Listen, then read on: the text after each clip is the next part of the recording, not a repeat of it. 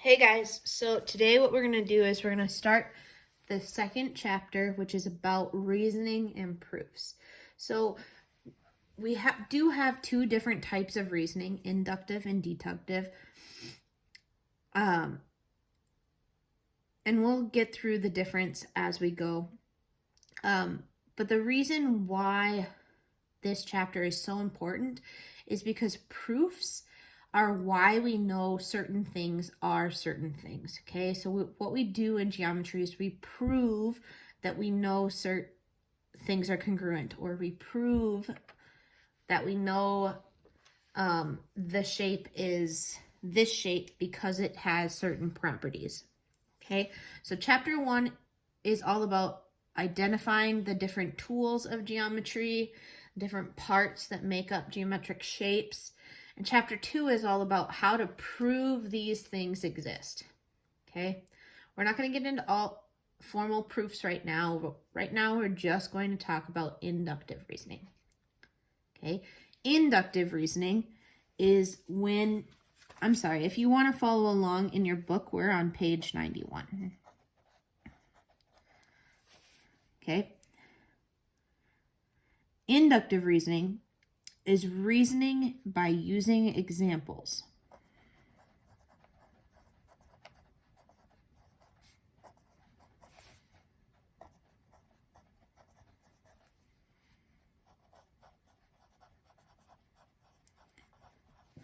Okay, so what that means is you're looking at an object or a set of numbers or a set of pictures, and you're saying, okay, based off of what I'm observing, so I'm going to put observations here.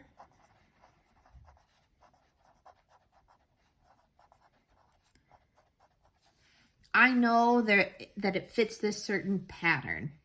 Okay, and now when you're saying, after you're looking at something and you're saying, oh, I see a pattern here, it's going like this.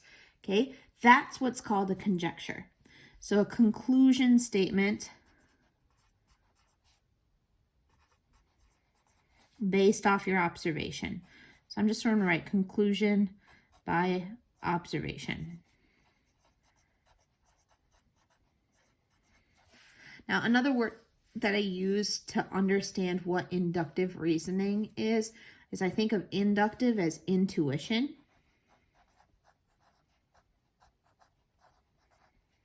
Okay, it's just, I know because I know. Like, it fits this pattern. I can't find something that it doesn't work for. Okay, so that's what you're going to be doing today. You're going to be finding a lot of patterns, and you're looking at a lot of different sets of things, and you're going to find out what happens. Okay, so if I gave you this pattern, this is the first pattern that they give you in a book. It says 8:30 a.m., 9:45 a.m., 11 a.m., ... And they say, okay, what's the pattern here? So if I'm looking at this, I'm saying, okay, well, how do I go from 8:30 to 9:45? That's an hour and 15 minutes. How do I go from 9:45 to 11? Well, that's also an hour and 15 minutes. Okay, so my conjecture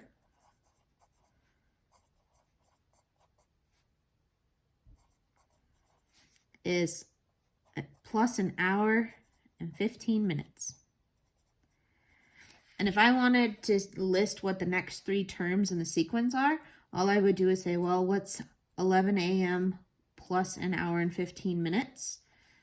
That's 12:15. And then what's the next one after that? Well, that's another hour and 15 minutes. So I would be at 1:30. And what's another hour and 15 minutes? That's 2:45. Okay, so this is the idea behind conjectures and inductive reasoning. I'm looking at a pattern and I'm just finding out, okay, what's happening next?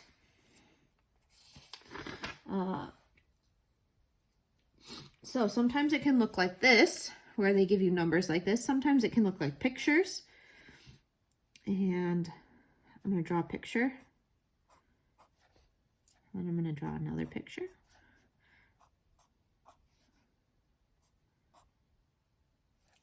my picture.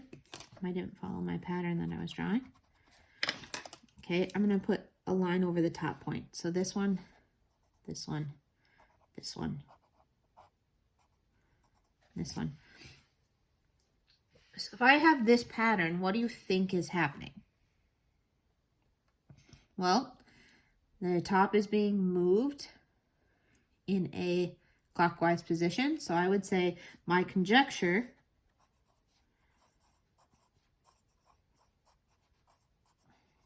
is rotating clockwise.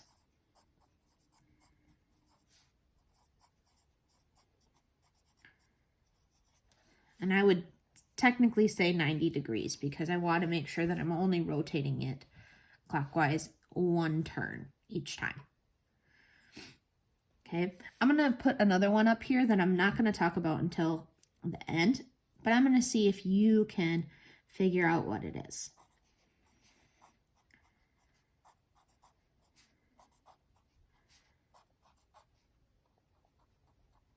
Okay, so that's my conjecture that I'm going to leave.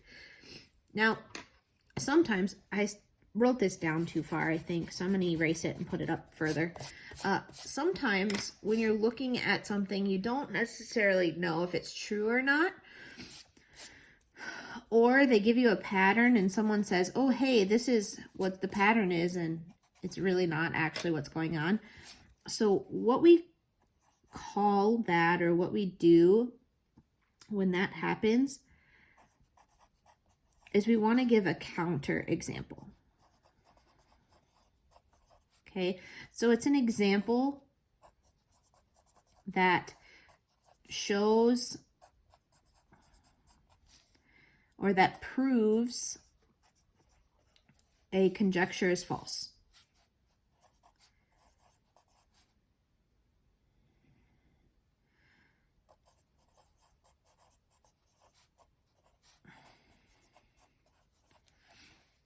Okay, so I'm going to say what my conjecture is.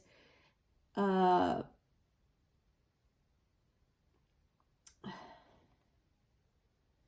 sum of two numbers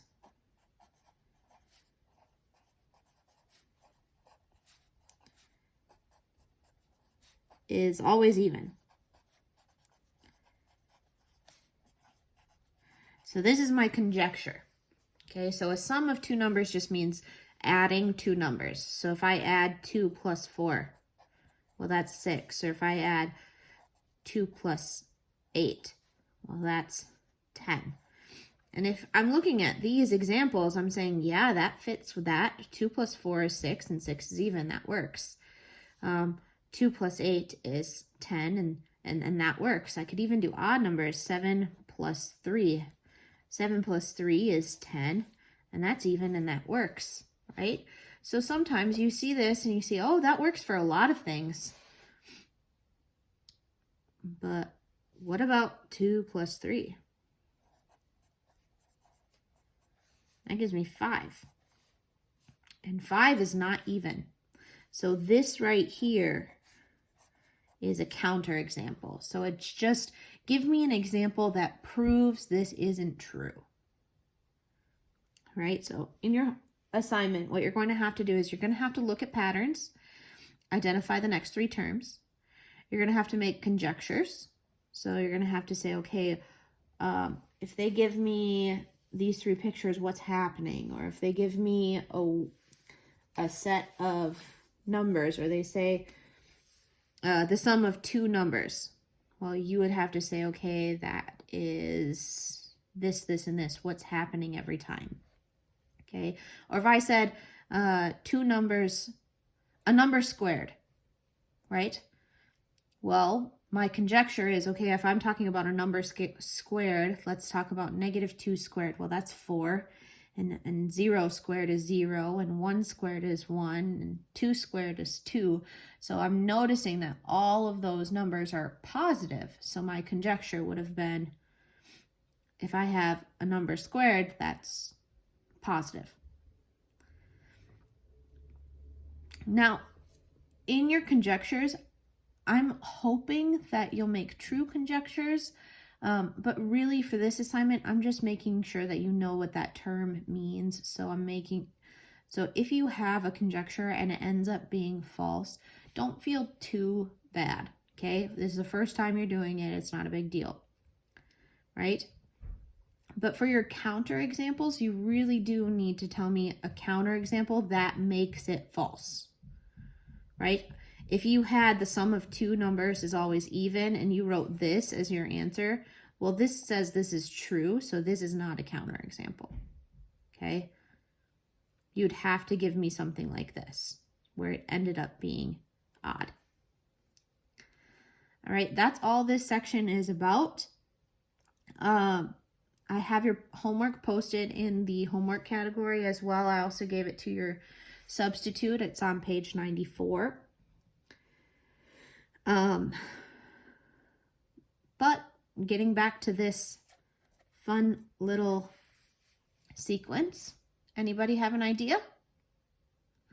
Well, I'm going to tell you. So this sequence is actually the months of the year. January, February, March, April, May.